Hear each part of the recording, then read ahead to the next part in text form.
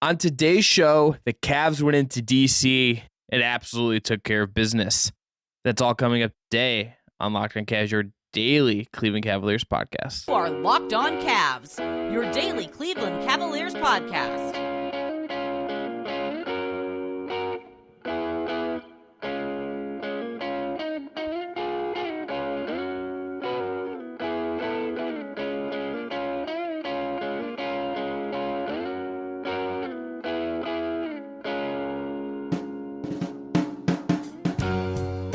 All right, the music you heard on the way in is from our friends at Astro Radio. Check them out on Apple Music or Spotify.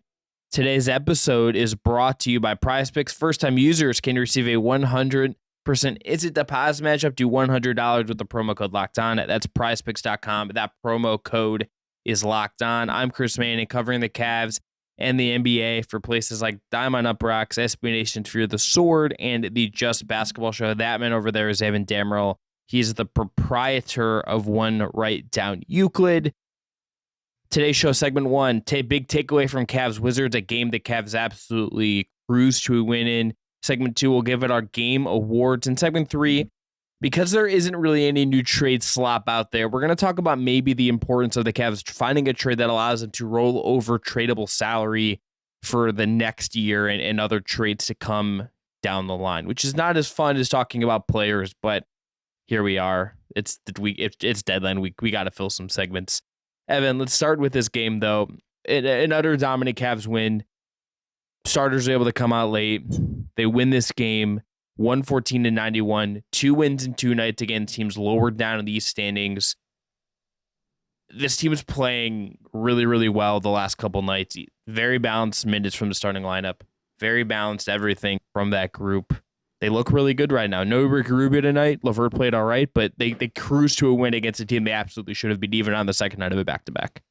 Yeah, the Wizards are bad. Let's be frank here. Like, the Wizards just aren't a good team at the end of the day. And I think if you're an observer of this Cavs team, this is super encouraging just in the fact that Cleveland was able to go in on the second night of a back-to-back and just look just as dominant as they did in the first night of the second night of the back-to-back. And the Cavs, wire to wire, really took care of business against the Pacers. They played excellent defense against just the two key heads of how Indiana operates, and Miles Turner and Tyrese Halliburton. But more so for tonight against DC, like, really exploited the defensive miscues that Washington has on the interior, like Evan Mobley and Jared Allen feasted. And just, again, the Wizards aren't great. And the Cavs just kind of showed that they were the better team and led this game wire to wire all the way through it.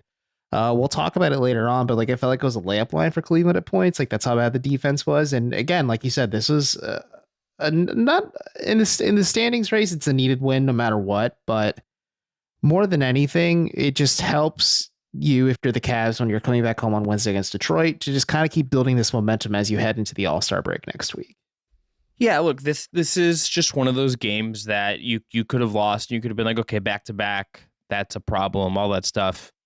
What ends up happening instead is just they go in there and they absolutely just kick the crap out of a team that didn't have Bradley Beal, who was out with an injury, who didn't have Kyle Kuzma, who was out with an injury, and just offered like no resistance to whatever the Cavs wanted to do. The layup line shout from you is a good one. Like, they got whatever they wanted inside. Jared Allen has 23 points. He was 10 of 13 from the field.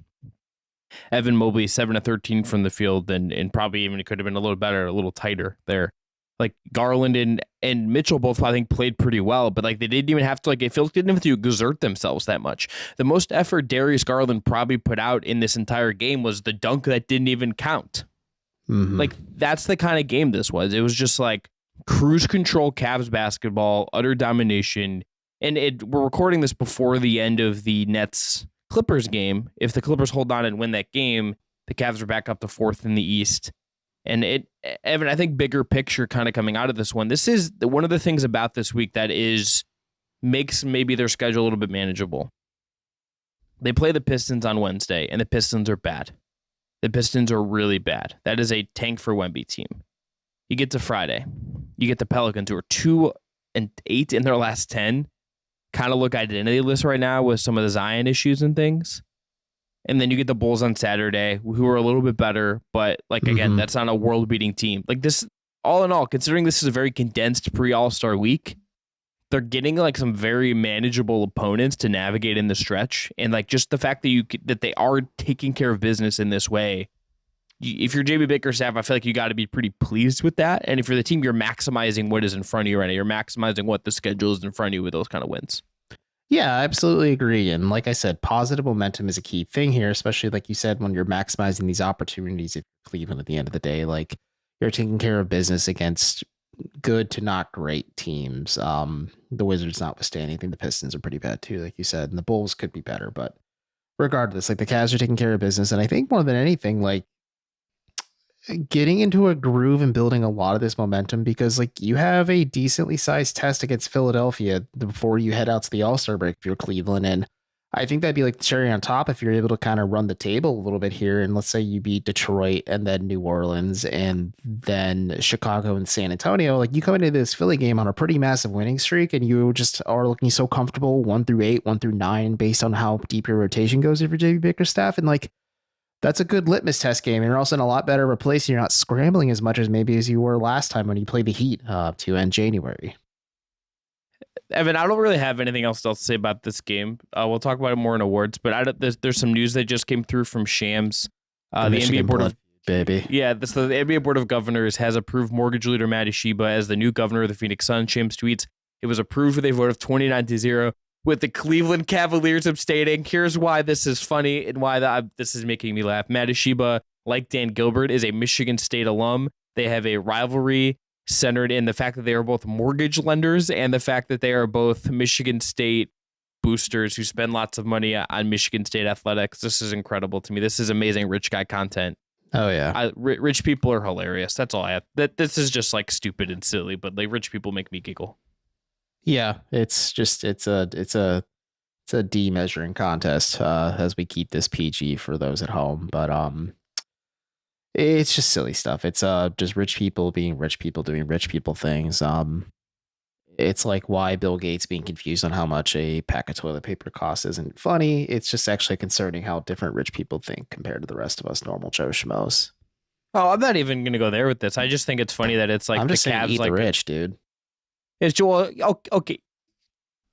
You're taking this not in the fun direction. I mean, you're taking this in a direction where people are going to yell at us online, and there's no reason for that. And the fact that we're laughing, this is like rich people succession stuff. This is just like, oh God, these people are just so funny to me. I just like, it's just like, there's no like reason, like this vote like didn't matter. It's like, just like what is the reason for abstaining? You know? Like, what is like what does that accomplish? It's just like you want it to be known. You're like, I see you at the next meeting. We're gonna look at each other tensely. It's just like very. I'll have you know I voted for Obama twice, and I wish I could have voted for him for a third time. Anyways, on to the ad break. All right, we're gonna come back after this break. We're gonna give out our game awards, but first, today's episode is brought to you by Built Bar. If you're looking for a delicious treat but don't want all the fat and the calories, then you got to try Built Bar. Look, if you're getting through the holidays and your goal is to be a little bit healthier, just like mine is, you're going to want to try one of these. They are not going to make you compromise on taste. They're actually tasty. Seriously, they're so delicious you won't even realize they're good for you. This is perfect for those New Year's resolutions. What makes Built Bar so good? Well, for starters, they are covered in 100% real chocolate. That's right, real chocolate. And they come in unbelievably awesome flavors like churro, peanut butter, and coconut almonds. Not sure how they do it, but these bars taste like a candy bar while maintaining amazing macros. And what's even better is that they are healthy. Only 130 calories and 4 grams of sugar with a whopping 17 grams of protein. And I don't need to wait around to get a box. For years, we've been telling you about ordering your Built Bars at Built.com. Now you can get them at your local Walmart or Sam's Club. That's right. Head to your nearest Walmart today. Walk to the pharmacy section and grab yourself a box of Built Bars. You can pick up a 4-box of cookies and cream, double chocolate or coconut puffs. And if you're close to a Sam's Club, go get a 13-bar box with hit flavors, brownie batter, and churro. Thank us later. All right, back here, Lockdown Cast podcast, Chris Manning and Evan Dammarell moving on from Rich Guy content here. Evan, let's give it our game awards. Who is your MVP? It's kind of hard to pick one if you just go through the starting 5, but I think it's Evan Mobley. He was just the most impactful on both ends of the floor. I know this is probably a bit of a cop-out answer, and I'm changing my answer on the fly, actually, because I think I originally put Jared Allen down as my answer, rather. But Mobley was just super impactful in this game. Yeah, he was 7 to 13 from the floor, but he's 2 from the line. He had 5 rebounds, 2 assists, 2 steals, 2 blocks, 16 points. Like, he was just high energy, high impact, two-way Evan Mobley that we've kind of grown accustomed to. And the fact that he just looked more and more comfortable through all 4 quarters instead of maybe just emerging in the fourth now. Like, this is just really encouraging signs of growth for Evan Mobley. Yeah, it's a good shot. I'm just going to be a coward and give it to the whole entire starting 5. I think Jared Allen would be kind of like the one I would gravitate towards just because he was so efficient and the hammer in so many ways in this one. But I felt as if the starting 5 as a whole just all kind of did stuff that really was great. Like Mitchell, like, is he 100% right now? Probably not. But like he has 21, 8 of 16, 3-9 from 3, 2-2 from the line, 5 assists and 3 turnovers. Looked more like himself than we have seen of late. Darius Garland's 9 of 15, 5 and 9 from 3, hitting pull-up threes just all over the place. Allen again 10 of 13, 23 points, 8 rebounds and 2 blocks. Mobley 16, 5 blocks, 5 boards, 2 blocks and 2 steals. And Isaac Okoro is out here taking jab steps and hitting threes and scoring 12 points and playing awesome defense. Like that starting 5 right now is in an absolute rhythm. And they just 2 games in a row they've come out and I think crushed the opposition. And there's really I don't think there's a reason to like mess with the starting 5 right now. Maybe there's a trade that maybe pushes them a different direction, but Okoro I think has earned that starting 3 spot, right? And maybe we'll come back to that later this week. Evan, let's go to play. Real quick. What's your play? Yeah, real quick. We're almost 8 years to the day. The Atlanta Hawks won Eastern Conference. The Atlanta Hawks starting 5 won Eastern Conference Player of the Month. So look at you. Just synergy right there, 8 years after the fact. But my play of the night pick, shout out Brad Rowland, but my play of the night pick is a pretty simple one if you just know who I am as a person. It's Darius Garland connecting on a dunk. I believe it's his 2nd connected dunk this season and like his 3rd or 4th dunk overall in his just entire NBA career, which is kind of nutty to think about. But it was off a Karis LeVert feed towards the end of the first quarter. It was just kind of a little bit of mayhem after the fact. And I think that just was really like the biggest tone setter for Cleveland at the end of the day when you say like, okay, we're going to come in and just beat the crap out of you for 4 whole quarters. And if our 6'1", barely 6'1" point guard is doing this to you, like you're in for a world of hurt. And clearly the Wizards were, but it really was like the exclamation point on this whole night for me. Yeah, that dunk was just like very, like everything about it is every time Darius Garland dunks, it's sort of like the successor to Kevin Love dunk, which like don't happen very much. Well, especially now that he's benched, but yeah, well, that's a conversation for Wednesday's show. But okay, so I have 2 I want to shout out. Number 1, Isaac Okoro jab stepping from the corner that made Austin Carr go yes, yes, yes as he hits a 3. This dude is straight up out here, like he's not just like letting him fly anymore. He's like got his man in his face and he's jab stepping and probing to create the space he needs to make threes. Mm-hmm. Just like Isaac, my guy. What kind of growth? This is impressive stuff. And then there's Evan Mobley chasing down Corey Kispert and just like erasing his shot after he had a turnover. And it's just like, oh right, Evan Mobley is an alien who can like defend anywhere on the floor and it can just like cover a ton of ground and chase down guys like that. Just like there's a lot of things I think you could pick. Like there's some Jared Allen dunks. There's some other fun things. The Garland to Mitchell play was a lot of fun where Mitchell really kind of got up and maybe kind of think, oh, he's at least a little healthier right now if he's willing to do that stuff. But I go the Okoro 3 with the jab steps and I go to Evan Mobley chasing down Corey Kispert as kind of my co-plays of the night. Yeah, those are good picks at the end of the day. Like I think they're both, like you said, it's hard to pick maybe from just how many like this was a highlight reel in general for Cleveland. Like if you wanted to put together like a mixtape and you wanted to use one game only, this would be the one for you. But those are a good pick. But just I'm gonna keep it with you in your corner. What's your stat of the night? All right, so stat of the night. Cav shot 100% at the rim. That's why I said it was like a layup line in the first segment. Like I read the notes and I was teeing Chris up. I went to cleaning the glass like midway through the 4th quarter just to like look for a stat. And I looked at that and I didn't think it was real because it is like really hard, even when you're playing well and all that stuff, to shoot that well at the rim. The Cavs just got whatever they wanted there. They got whatever lobs they wanted. The Wizards' defense was absolutely atrocious inside. The Cavs were just getting whatever they wanted with rollers and guys getting into the paint like that. Allen was great. Mobley was great. All of that stuff just really kind of came through. And for them to just absolutely hammer the Wizards home in that way, 100% at the rim and 58 points in the paint, this is just a bludgeoning. This is playing big in 2023 and bludgeoning a bad defense that had absolutely no shot of protecting the rim.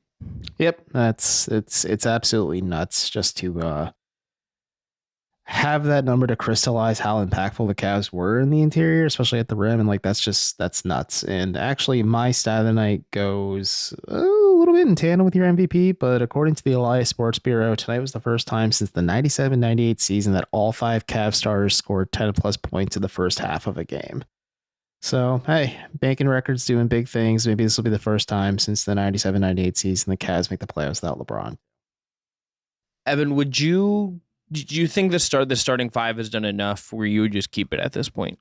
Yes, 100%. I was always kind of an advocate for the starting 5. I think Okoro definitely gave me my reservations to start the season just with how bad he looked as a 3-point shooter, but he's looking a lot more comfortable. He's looking a lot more poised. I know your original play that I picked was him like hitting a 3-point shot, like when he was actually being defended honestly by the Wizards and like looking comfortable and confident and fluid doing it. So yeah, I think Okoro is just kind of working really well as like that connective tissue as we talked about prior to the season between the offense and the defense. And he just looks a lot more confident out there. And why mess up a good thing? Just keep it going. Maybe this doesn't hold fully. Yeah.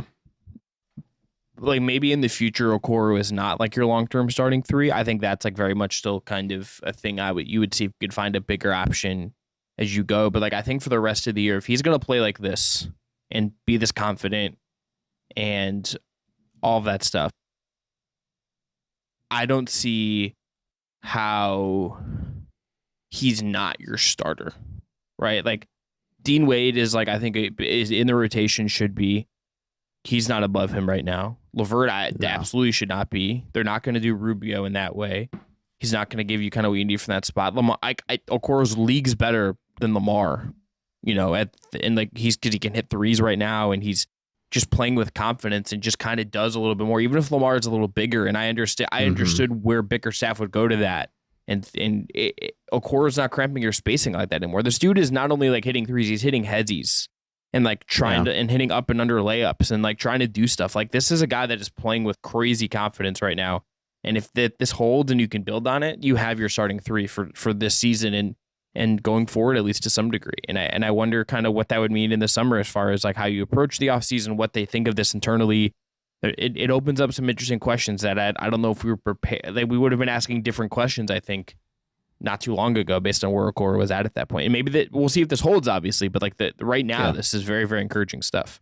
Oh, it's super encouraging stuff. And I don't want to put the cart in front of the horse here, but I wonder if like the Cavs are looking at this and think like, okay, maybe we're not as pressed to like address the starting small forward position leading up to this trade deadline. And like you said, they have a little bit more wiggle room, not just because of Okoro's contract, but because of Okoro's play now that allows them to have more time to evaluate things and see how things function. And like you said, it could fall apart. Like there are some games with the starting unit where like Okoro wasn't super impactful offensively, but it was because somebody else was having a monstrous night that you were able to look past those offensive blemishes and focus more on the defensive stuff that he did. So yeah, this is, I know I said last night against the Pacers, this was probably one of the best games Okoro's had of his career. At least these 2 games back to back are the best 2 games Isaac Okoro's put together up to this point in his NBA career. And like it is encouraging just heading into the remainder of like this pseudo first half of the season and then after the All-Star break as well.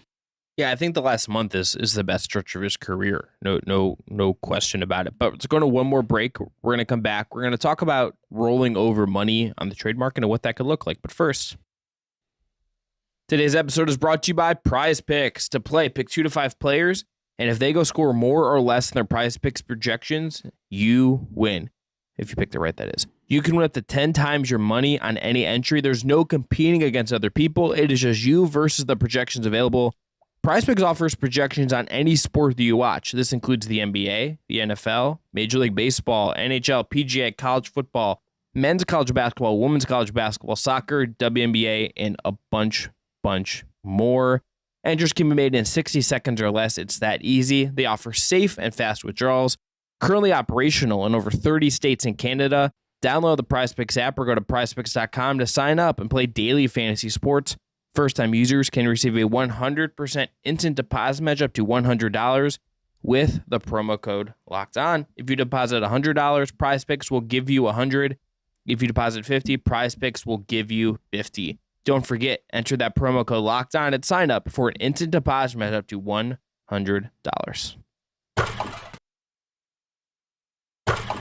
All right, last segment. Chris Manning, Evan Dammarell here with you on the Locked On Cast podcast.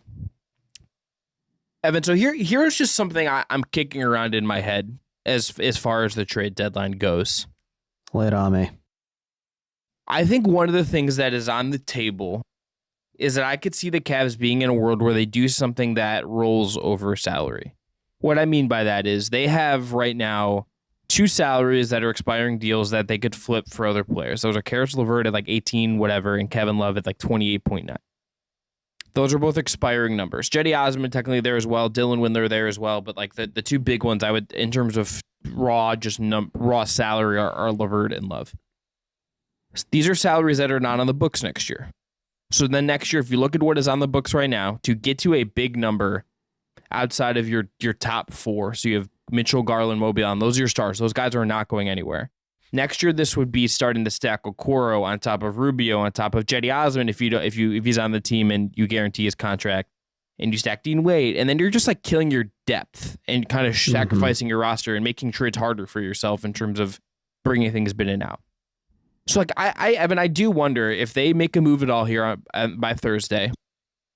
If this is a player, maybe it's in the Tim Hardaway Jr. construction. If they do some kind of trade where like they bring someone back that has another year or 2 on their contract, just in case, just a guy, maybe there is an incremental upgrade of some kind. Maybe it's just that something they think fits a little bit better, but it also gives them a number to play with in the trade market in the summer and next season. Draft night, remember, they can trade a first-round pick again. Avenues open up a little more when you can trade a future first. And this also leads me to wonder just, if Caris LeVert isn't traded and he's around, if maybe he's extended in part just because you'd want to have a salary to use him in a trade again. As risky as that can be, that I feel like isn't totally implausible. What do you think of where my brain's at on this? I don't think you're incorrect. I think if you're a team like Cleveland, you need to remain opportunistic and have assets upon assets just because they emptied the clip to get Donovan Mitchell at the end of the day. They don't, like you said, come draft night, they can trade a first round pick again if they need to, but like we'll cross that bridge when we come to it. But like at this point, it's Caris LeVert's contract. I don't see Kevin Love realistically getting moved. Right now, I don't either. Just because of the injury right now, just like how big that contract is. And also, like I made the case for the other day, like chemistry wise, you may not want to rock the boat too much, and getting rid of Love may rock the boat a little bit too much there. But so realistically, let's just say it's Caris LeVert, it's Jetty Osmond to an extent too. I don't think Isaac Okoro is going to be traded at the deadline just because he's played so well. And I think the Cavs are big believers in what Okoro can be as a player as well. So you look down, and maybe Dean Wade is kind of viewed as a little bit untouchable too. And also he's not even trade eligible, so it's not like it even matters. But at the same time, it's just like the Cavs don't have a lot to work with. And yes, there's a clear need for 3-point shooting. There's a clear need for wing depth, but like what they can work with and what they can and can't get may not draw a lot of optimism. If it's just like a guy on a 1-year deal, like a Josh Richardson or like Josh Hart, if Hart, I believe, opts out of his like pseudo baseball contract that he has going right now. So yeah, he has a very much like a football contract. It's like non-guaranteed. Yeah, it's like he opts in and it's non-guaranteed, so he's probably going to opt out and go get like a new multi-year contract is what I would guess happens with him. More than likely. So maybe you look elsewhere, like Chris said. Maybe there's other options. Maybe if you're Cleveland, you're willing to take on a few extra years because one, maybe it's a player that fits better now, but like let's say another trade opportunity arises, you can use that asset you acquired to maybe funnel that into more picks, or you can use that into a bigger trade, or use it as like a third team option in a trade to kind of grease the wheels of a deal as well. So there's a lot of ways you have to build your way out of this. It's just like the Cavs are depleted on assets and they have to be opportunistic when they can. If they can flip Karis LeVert's expiring and let's say Jetty Osmond and some second round picks into more assets down the line, I think that's a really smart way to go about things, even if you have to kind of toe this awkward line of the salary cap threshold, or sorry, the luxury cap threshold. Yeah, and the other part of this is just like the Cavs, and they know this isn't like news to them or like really anyone that I think is paying attention to this team and understands the salary structure. This team is not a cap-based team at all going forward. They're going to have a couple ways to improve this team. It's going to be the draft and player development. It is going to be getting guys on the MLE or the taxpayer MLE if once they eventually go into the tax, which I expect they will once certain contracts kick in. And the third way is going to be trades. And to do trades, you have to have contracts that you can move around and do stuff with and use to match salaries and attach picks to. Those like contracts and those players, you want them to be useful for you, but you also need them to be like vessels to like match salaries. And they could go a couple different ways with this. They could decide to get someone who's an upgrade that is also an expiring and like, hey, like you get their bird rights, you keep them and you keep them in house and you see how they fit and you approach it that way. You could do it that way. I wonder if like they try to do it. I wonder like what path they do if they do anything at all, and like how and what that means. LeVert is kind of to me at the crux of this more than anyone else, because I think it feels like we sort of know what LeVert's ceiling on this kind of team is, and I think you would probably like to improve on that spot, particularly if you're going to have Ricky Rubio playing the way he is, and if he stays healthy and all of that stuff. Like there's just less of a need for that guy. And I wonder what you maybe use, and that's unfortunate for Karis, who they did give up real stuff for.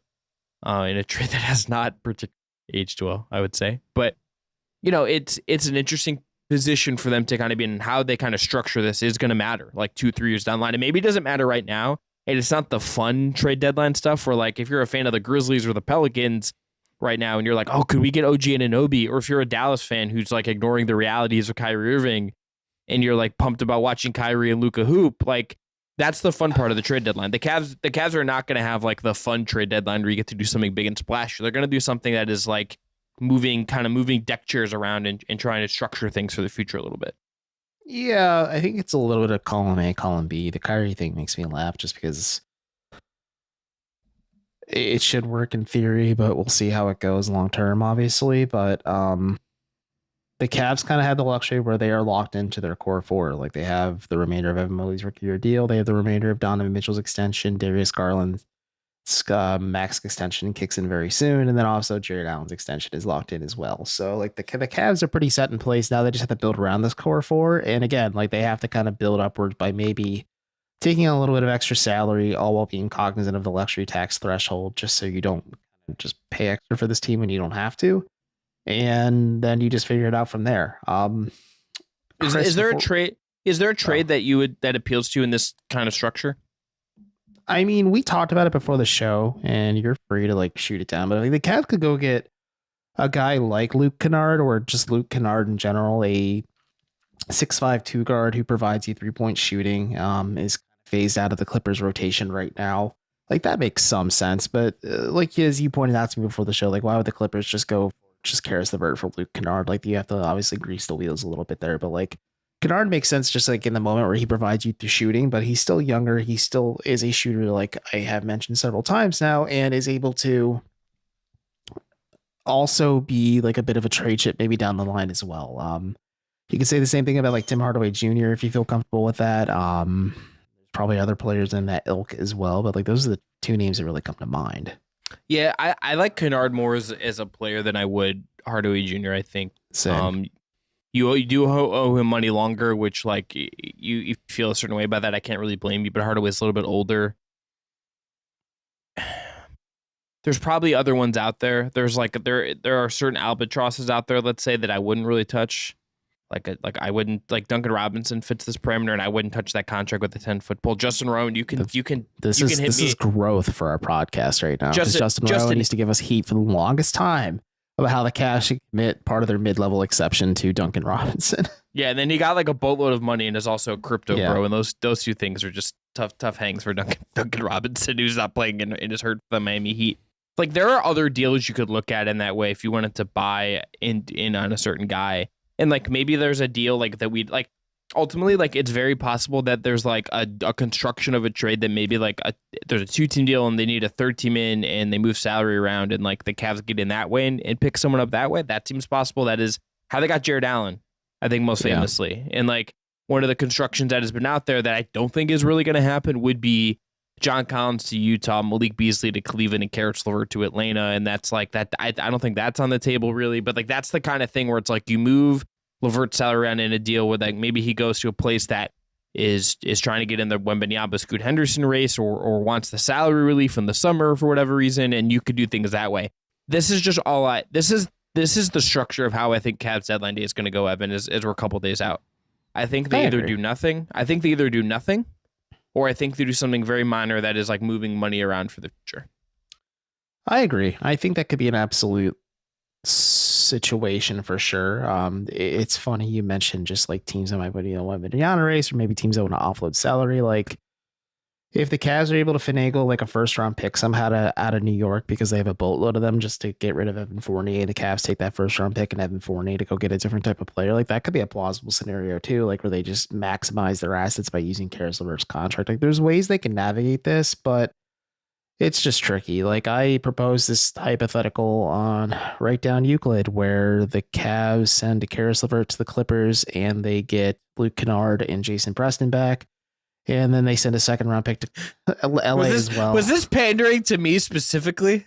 Oh no, it pandered to the rest of the audience too, because then I said the Cavs took it. Me and Carter.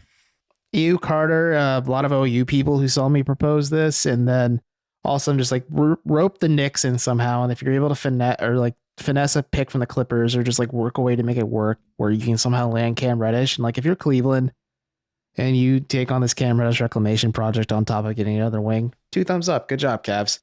But we'll see how this goes, obviously. Kennard, I think you and I are in agreement, just makes a lot of sense and maybe could have some intrigue down the line as well versus a Hardaway Jr. But it's like guys kind of like the Hardaways too, where maybe you have to bite the bullet a little bit to take it on. And like the Malik Beasley scenario, like I don't see that happening because the Jazz and the Hawks could just cut out the middleman and just do a trade with each other if that's the case. Like they could send John Collins and then the Jazz could send back a lot of like players the Hawks could use more than the Cavs. Like I don't think Karis LeVert's really that great of a return for just John Collins. No, but what Atlanta's probably trying to do is save money, is I think the theory there. That's not exactly an ownership that has always been willing to like spend money, and that team has not really performed in a way that's going to maybe make them be a luxury tax team. That I think where's the Karis LeVert Atlanta thing. It's like that's salary relief for them in the summer to like duck the tax.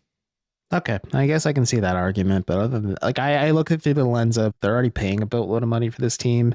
If they're trying to like get underneath the luxury tax threshold and avoid taxes, like yeah, sure, whatever. But also like the Hawks are prisoners of their own moment too, where they built around Trae Young, which they should have, but then got DeJounte Murray, which they should have. But then they commit a bunch of money to like John Collins, Clint Capella, Bogdanovich, et cetera, and so on. Like it's hard to build around that and build out of that when you kind of have shot yourself in the foot along the way. Last thing we'll end on this, just hypothetical, yes or no. Did you do a Bogdanovich for LeVert swap? Atlanta Bogdanovich, not Detroit Bogdanovich. I would do the Bogdanovich. I would do the one in Atlanta Detroit, absolutely. I would do both of them, but I would do the Atlanta one. I would too, but I do have some quiet concerns on how healthy he is. So, here's my hypothetical for you. I wonder if you're done making your point. Hit me. No, hit me. Does Cleveland ever make a trade with the Phoenix Suns ever again now that Matt Ashiba is the owner?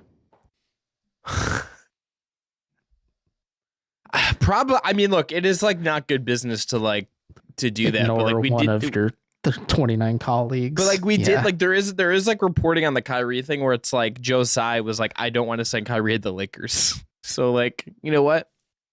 Rich guy stuff. Yeah, rich guy stuff. They're bringing full circle. Yeah, rich guy stuff is hilarious. Rich sports guy stuff. Evan, at some point, I'm going to like explain to you what Todd Bowley is doing with Chelsea. If we ever get Larry Nance Jr. back on the podcast, you know how many Todd Bowley questions I'm going to ask him? Maybe like 5% of our listeners understand what I'm referencing right now. You're saying Todd Bowley. I'm like, his name is Todd Bowles, and he's the head coach of the Tampa Bay Buccaneers, Chris. That's true. That is. But I'm trying to vamp a little bit so we can get to the end of this Clippers game so we can give a proper update on the standings. But there's 40 seconds left. But Todd Boehly has basically just been like lighting money on fire and is signing these players like baseball. He's also the co-owner of the Los Angeles Dodgers. So like he comes in from a baseball background and is just like lighting money on fire on over like 8-year deals and trying to like keep wages down, which is like not a thing that usually works in soccer in terms of guys like not getting new contracts when they're like midway through and are superstars and like want to get paid more money. Usually you just give them a new contract, but he seems to be trying to like do that stuff. And he has just gone over there and like negotiated like all these contracts. He's doing everything himself. He's just being like classic rich guy who got a new sports car, but the sports car is the soccer team that he only was able to buy because of the war in Ukraine, and the Russian oligarch that owned Chelsea had to sell it.